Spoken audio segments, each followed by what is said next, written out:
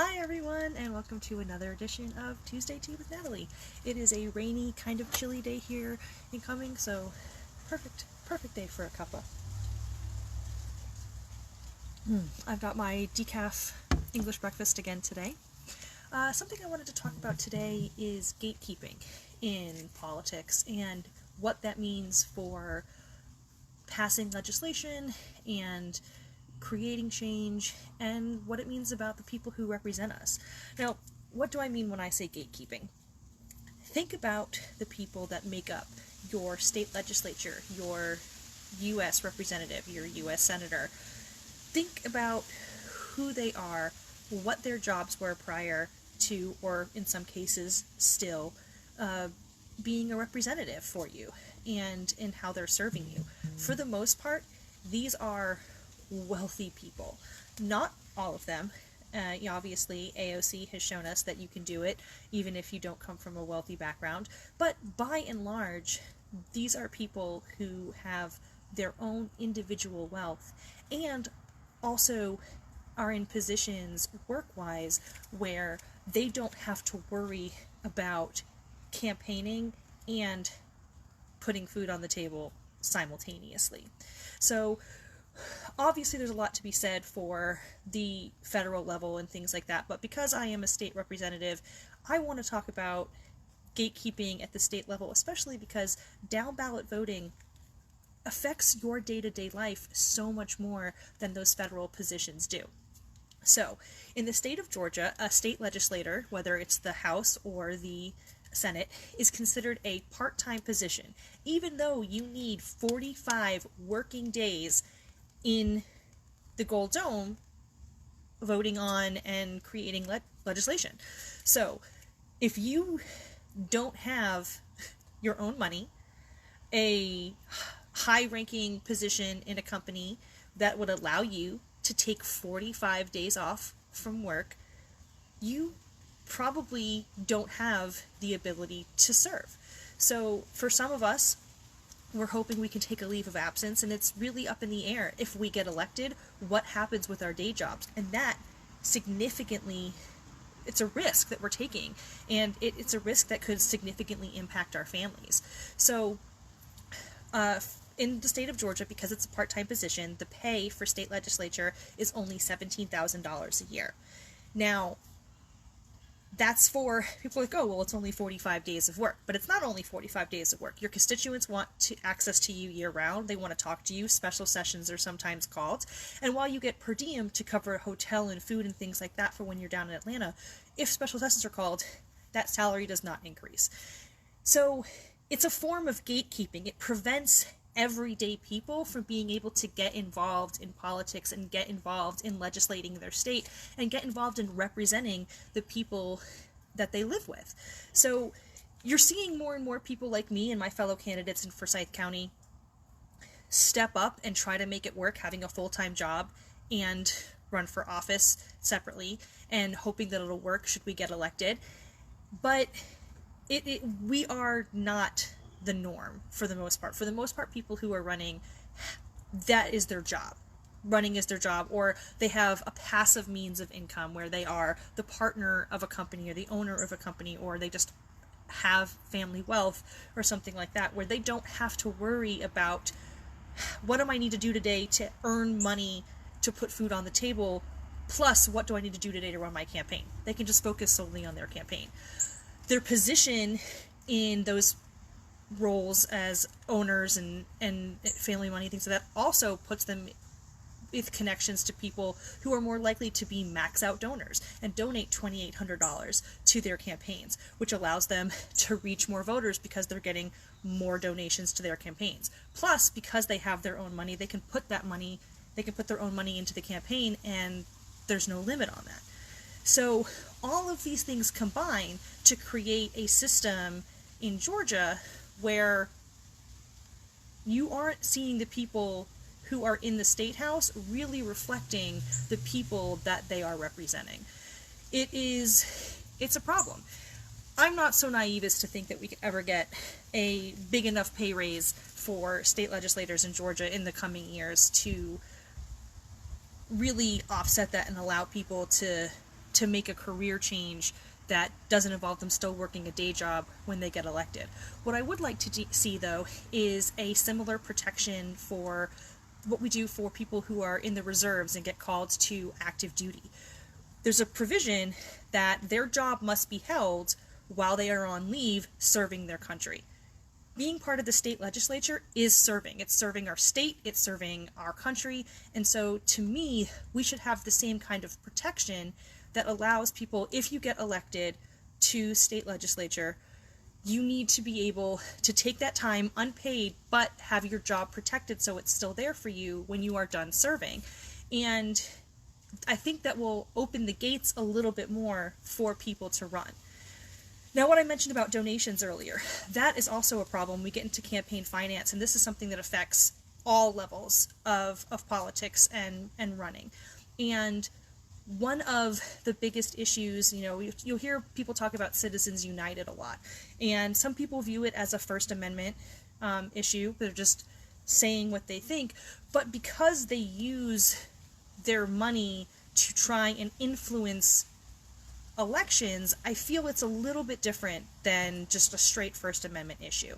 So, as I mentioned, there are limits to campaigns. There's limits to the amount of money a person, a corporation, a political action committee, or PAC can donate to a candidate.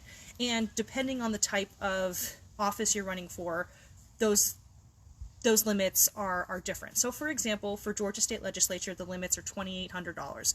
Nobody can donate more than $2,800 to my campaign. However, because of Citizens United, something that can be done is a political action committee can run an ad that is against me and not really mention my opponent, but they could be people who support my opponent who choose to run an ad against me, for example.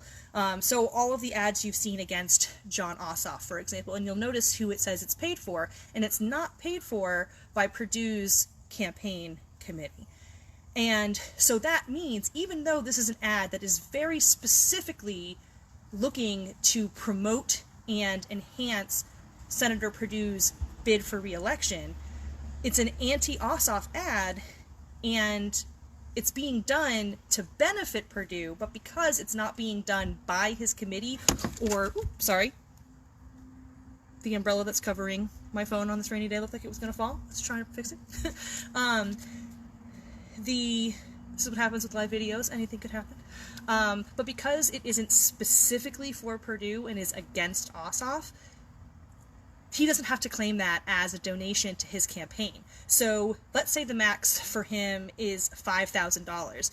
Another political action committee could spend $2 million denigrating Jon Ossoff on television, therefore boosting Perdue, but because it wasn't specifically for Perdue, he doesn't have to claim that as a donation to his committee, and there's no limit to what they can spend. This is a problem, especially when you get into lower level things. And again, it's that gatekeeping thing. That means people who have the best connections are the ones who have the most ability to reach the voting constituents. And if we're talking about a true republic, a true democracy, where it is a choice, you have a choice, it should be equal knowledge about them, but there's so much money in politics that it prevents that from happening, and it really creates problems with making the representation truly representative of the people of the area. So whether that's a county or a section of the state for state legislature, or whether it's the entire state for U.S. Senate, money in politics is an ongoing issue that we really need to address. And some states have come up with some really creative ways for doing that. Every campaign gets a certain amount of money. Sometimes you have to, if you raise $1,000, the state gives you, $500 or $2,000 or whatever it is, and it's based on campaigns that people make to the state, and it evens things out a little bit.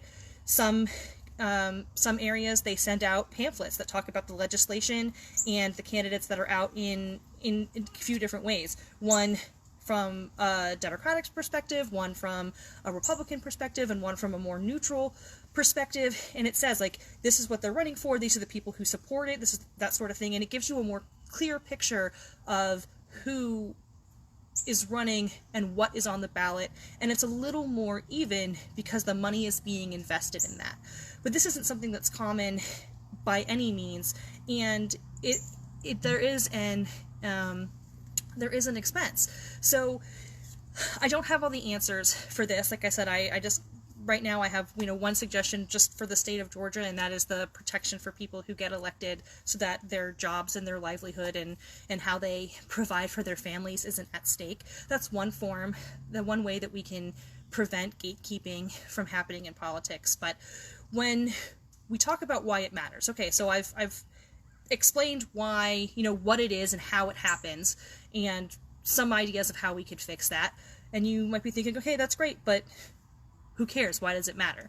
Well, it matters because the people who are elected, right now, the system is set up so people with power get more power and pass laws to maintain that power. And that's not what it should be.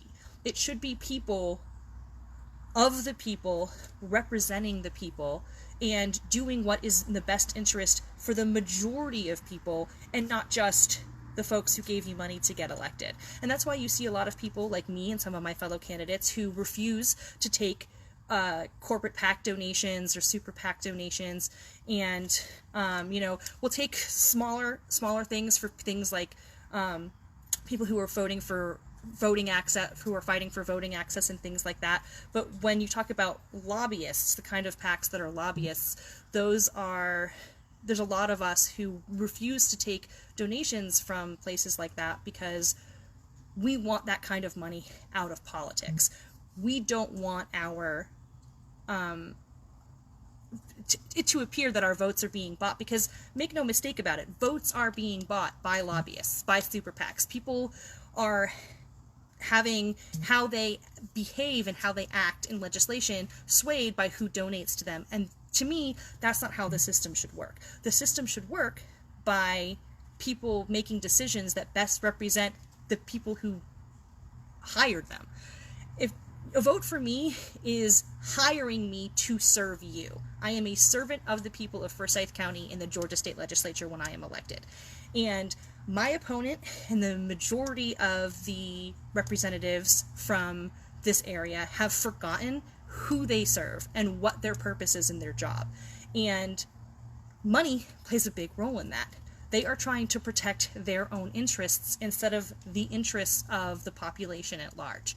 So if we want to see real change where we get people into positions of representation where they can protect the people of their county, their state, we need laws and changes that allow more people to run for office, to have a chance. Because I'm sure anybody can run for office, but to have an actual chance at making it there, we need to see some changes so that it's a more level playing field, and it's not just the people who already have power get to maintain that power. And because that's what happens right now. It is the ruling class makes laws to keep them ruling and keep the worker bees working and preventing them from upsetting the status quo.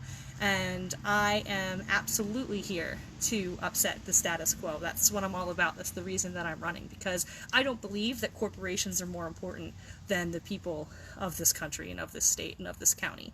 I don't believe that anybody should be thought of as a number or a product.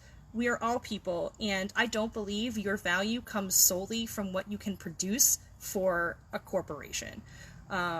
So those are the kinds of things that I'm fighting for, and to get more people like me in the fight, just foot in the door, starting to try, we need to make some changes to how we approach campaign finance and how we approach these roles and at the state level. So if looking for other states, for example, California considers being a state legislator a full-time job. Now, their salary is something we would never see happen in the state of Georgia, because their salary is close to six figures, if not over that. And that's not something that's going to happen here. But again, I'm not even talking about a raise in salary or thinking of state legislators in the state of Georgia as a full-time position, even though it really can be. Just the protection, so people can run. A lot of people won't even throw their hat in the ring because they're afraid of what happens to their job and their livelihood and how they support their family should they be elected and have to take 45 weekdays off to be in the Gold Dome serving the state. So a simple law that protects that says you take a unpaid leave of absence from your job and they have to hold your job for you the same way we do for those in the military who get called to active service, I think would be a big step in the right direction for opening more doors to stopping the gatekeeping that happens in politics right now. And you're going to see a lot of pushback on that, and that is because a lot of people in power don't want to see a change in who's able to run. They like how it is. They like that it is their club that is maintaining the power and making the rules. So fighting for things like this is how we can make real change. And the more people we can get who really want to represent their people, the more we can, create change. And so we have to open those doors, and we can't get those people in when these gatekeeping things are up. So it's probably a lot more than a lot of you knew about campaign finance and things like that. And that's one of the reasons I want to talk about it. When I first started my campaign and I made my first post about donations, one of my friends messaged me and was like, is someone charging you to be a candidate? And the answer is yeah. Yes, they are. I had to pay to even get on the ballot, and postcards cost money. Facebook ads cost money. Signs cost money. Buttons cost money. Anything that takes time to, it all costs money, and no one gives it to you. So you have to pay. And if you aren't independently wealthy and can't put your own money into those things, then you have to rely on donations to get those things done. And it's hard when you have a full-time job to, I'm sorry, one second, sweetheart, I'm doing something right now. Mommy, my friends are coming over tomorrow. Hi, everybody, this is Guinevere. She would like to say hello, apparently. That was why she was bothering me. So again, Mommy, live video, anything can happen. My friends are coming over tomorrow. Okay, can we talk about this in a second, please? Mommy's in the middle of something. Thank you so much. Sorry about that.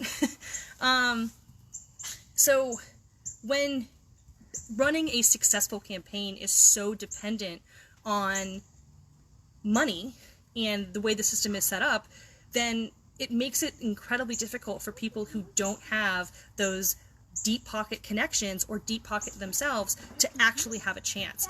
Especially right now. I'm a first-time candidate running in a pandemic. I can't knock on doors. It's hard for me. I can't have town halls.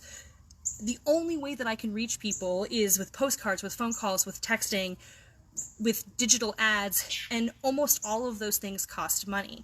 And because it's a pandemic, people are strapped and there just isn't as much to donate right now, especially because the type of people who donate to my campaign, because it's grassroots, don't have those deep pockets like my opponent and other of the representatives in this county do.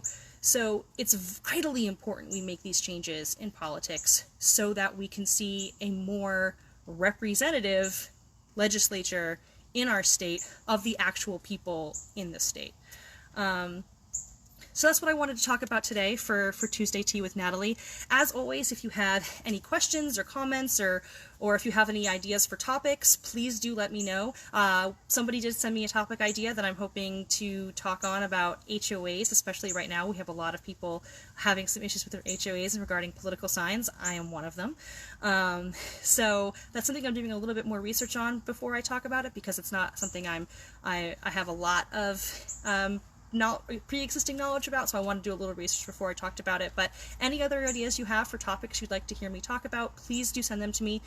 If it's not a Tuesday Tea with Natalie thing, you just want to talk about the issues or talk about any concerns you have for the state or county, please contact me. You can go to my website at votenatalie.com. You can call me at 470-239-0675, or you can email me at Natalie, Natalie, bucsko@votenatalie.com.